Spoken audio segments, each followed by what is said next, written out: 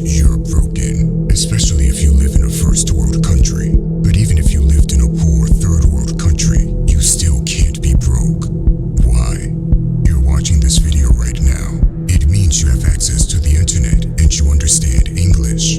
At this very moment, there are people from the same country that out-earn you. Some of them may even be less talented than you are.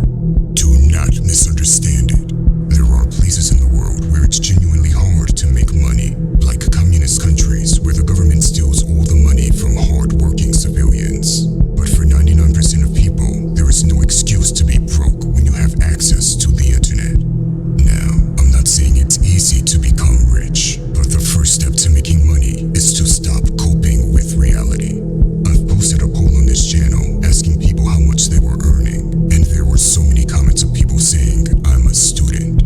No one asked them if they were a student. It wasn't part of the poll, and yet they use it as an excuse for being broke. Pathetic. There are hundreds of millions of students that aren't broke. The same thing could be said for the country you're from. By using your country to justify being broke, you're actively choosing to live inside an illusion. As long as you speak English and you know how to use the internet, all your excuses go out the window. Before I move on to the next step, I really want to hammer down on this point. If you're broke, you're broken. And if you continue to cope with reality, you will continue to stay broken. But the moment you snap out of it and admit it's your own fault you're broke, that's when you can start your journey to make big money. Step 2 is playing to your position. This means that if you're broke, you can't be a little princess that feels too good about working a job. Entrepreneurship is great, and we will go into that in future videos. But if you're broke, the first thing you need is money.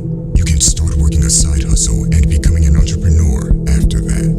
Now, the best work to get is one where you learn a skill in the process.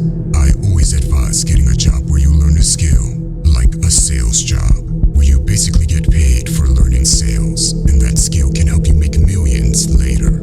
But even if you don't get a sales job, just make sure you have an income coming in as soon as possible.